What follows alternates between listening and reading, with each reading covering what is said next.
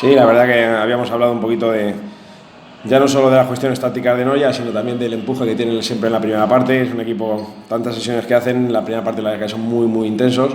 Lo habíamos hablado también, intentar ahí aguantarlo, pero no nos ha sido posible. La verdad es que ellos en la primera parte sí que nos han arrollado, están todas segundas jugadas, nos sacaban siempre 1 metro en todas las carreras. Y no hemos podido aguantarlo. Lo que pasa en la segunda parte pues hemos sacado, la verdad, carácter, hemos sacado raza y eso junto con la calidad que tienen los jugadores nuestros pues nos ha permitido nivelar el partido, incluso podíamos haberlo no lo llevado. Sí, hubo un momento en la segunda parte, en la primera parte cuando con el 2-1, que siempre empezamos con 2-0 y con el 2-1 estábamos dominando un poquito el juego, la verdad que nos estábamos siguiendo a gusto. Creo que el tercero lo hemos regalado, pero bueno, también cuenta la calidad de ello, las transiciones tan rápidas que hacen. Y ahí nos hemos visto un poquito superados, pero lo que digo, lo que más cuenta, para mí lo que más nos cuenta es la voluntad y las ganas en un campo tan difícil, con un equipo que va a estar peleando entre los 2-3 primeros, el seguir, confiar y estar en el partido hasta el final. Sí, incluso hemos fallado un doble, es algo que habíamos hablado.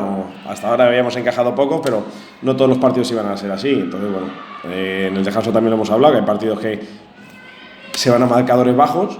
Este se ha ido el marcador de arriba, pero en ningún momento hemos dado por perdido el partido, lo hemos seguido peleando, hemos hecho ocasiones de gol para haber marcado incluso más, pero bueno, estamos hablando de una cancha muy difícil contra un rival top de la categoría. Sí, la verdad que en la salida de Jota nos ha sido un revulsivo, el equipo estaba trabajando muy bien, pero no estábamos consiguiendo gol, y él en 2 acciones que ha tenido pues nos ha puesto el empate en el marcador, pero sí que es cierto que en una parte, aunque seguíamos con el 3-1, sí que es cierto que estábamos empujando, y él ha sido el que ha tenido esa efectividad de cara a gol, que la verdad es que por el trabajo que está haciendo últimamente se lo merecía.